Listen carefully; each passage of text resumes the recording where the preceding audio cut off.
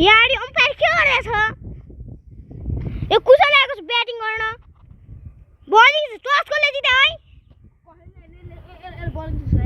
ए bowling छु जोडे ल कुशल आएको छ हाम्रो ब्याटिङ गर्न यो थर्ड म्याच हो यो को थर्ड हुन्छ यो गएको छ यो 2 रनको लागि सम्भावना धेरै छ 2 रन धेरै लिने सम्भावना छ धेरै अनि 1 बलमा 2 रन स्टप हुनु पर्दैन यो कुशल फेरि रेडी भएको छ कृष्णले बल अनि यो मिस 1 बलमा 2 रन ए 2 बलमा 2 रन 2 बलमा 2 रन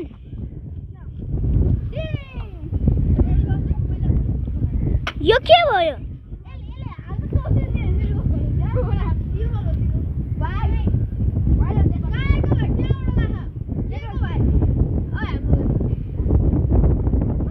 के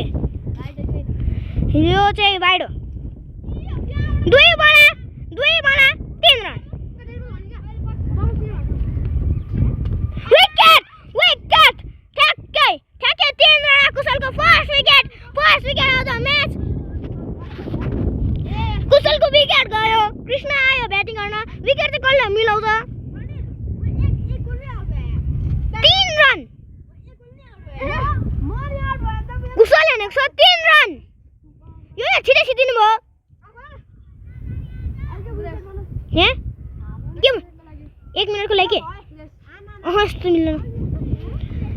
यो कुशल फुल रेडी छ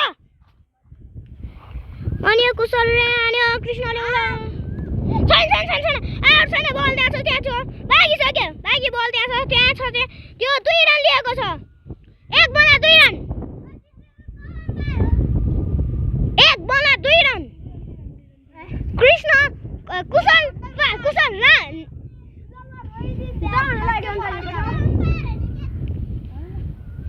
2 रन चाहिएको जित्नलाई 1 रन चाहिएको छ त